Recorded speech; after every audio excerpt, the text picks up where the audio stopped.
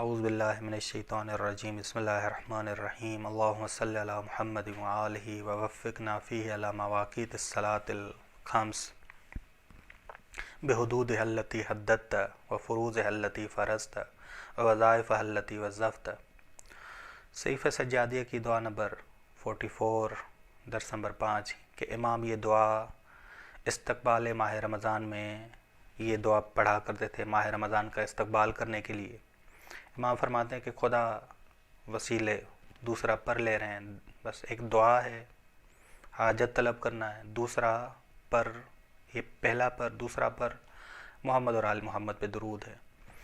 بس محمد اور آل محمد کا وسیلہ دے رہے ہیں خدا کی بارگاہ میں کہ خدا محمد اور آل محمد کا وسیلہ تمہیں دیتا ہوں، ان پہ درود بھیج، ہمیں توفیق دے کہ ہم 5 وقت کی نمازوں کی رعایت کریں، 5 وقت کی نمازوں کی رعایت کریں، اول وقت میں پڑھیں، اس کی حدود کو مد نظر رکھیں، اس کے فرائض کو مد نظر رکھیں، اس کی ذمہ داری جو وظائف نماز ہیں ان کو پورا کریں،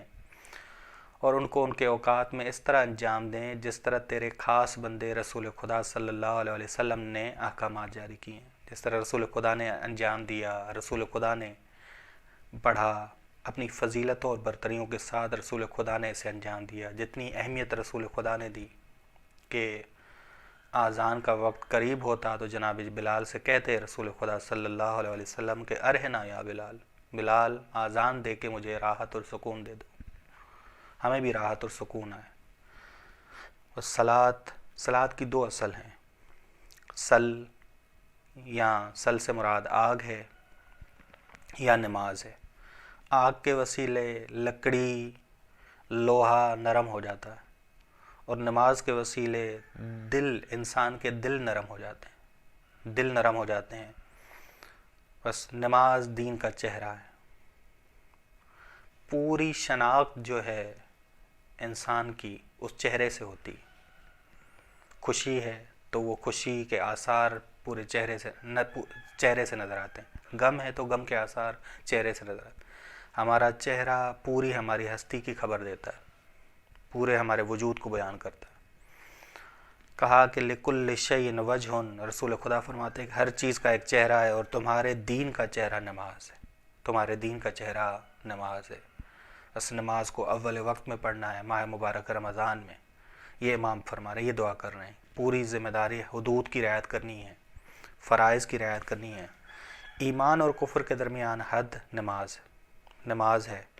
کہ رسول خدا صلی اللہ علیہ وسلم فرماتے ہیں کہ کفر اور ایمان کے درمیان حد جو ہے وہ نماز ہے، کہ اگر کوئی نماز کو ترک کرتا ہے تو کفر کی حد تک پہنچ جاتا ہے۔ بس نماز مضبوط قلعہ ہے وسوسوں سے بچنے کے لیے۔ امام علی علیہ السلام فرماتے ہیں کہ الصلاۃ حصن، نماز ایک قلعہ ہے جو آپ کو محفوظ رکھتا ہے شیطانی وسوسوں سے۔ نماز ہے جو سالک انسان کے لیے گاڑی کی حیثیت رکھتی ہے کہ امام سجاد علیہ السلام فرماتے ہیں کہ نماز ہے جو تمہیں پہنچائے گی اللہ تعالیٰ تک، ایسی سواری ہے جو امام حسن عسکری نے بھی کہا کہ نماز شب ہے جو تمہارے لیے گاڑی کی حیثیت رکھتی ہے۔ زاد راہ بھی ہونا چاہیے جو تقویٰ ہے،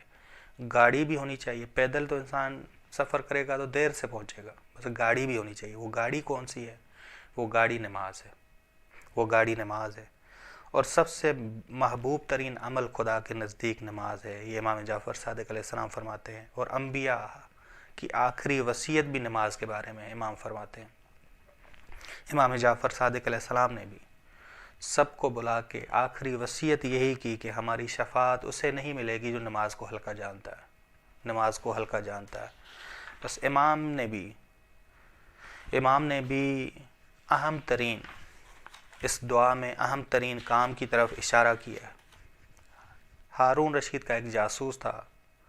جب زندان میں امام موسیٰ کاظم کی جاسوسی کرنے آیا، جاسوسی کر کے ہارون رشید کے پاس گیا تو رپورٹ یہ دی کہ یہ اکثر جو زندانی ہے یہ اکثر نماز میں رہتا ہے اور دعا میں رہتا ہے، اکثر نماز میں رہتا ہے اور دعا میں مشغول رہتا ہے، نماز میں مشغول یا دعا میں مشغول. بس امام سجاد علیہ السلام اس ماہ مبارک رمضان میں دعا کر رہے ہیں کہ خدا ہمیں توفیق دے کہ اول تو 5 نمازوں کو اول وقت میں پڑھوں، اس کی حدود کی رعایت کروں، اس کے فرائض کی رعایت کروں، اس کے وظائف کی رعایت کروں، اور ان کے اوقات میں اس طرح پڑھوں جس طرح تیرے خاص بندے رسول خدا صلی اللہ علیہ وسلم نے عظمتوں اور فضیلتوں کے ساتھ پڑھا ہے، ان کی سنت پہ چلوں. اگرچہ عظیم ہے رسول خدا، ہم ان کی طرح تو عمل نہیں انجام دے سکتے، لیکن ان کی سنت پہ چل سکتے ہیں. بس خدا ہمیں یہ توفیق دے. صلی اللہ علی محمد اہل بیتہ الطیبین الطاہرین.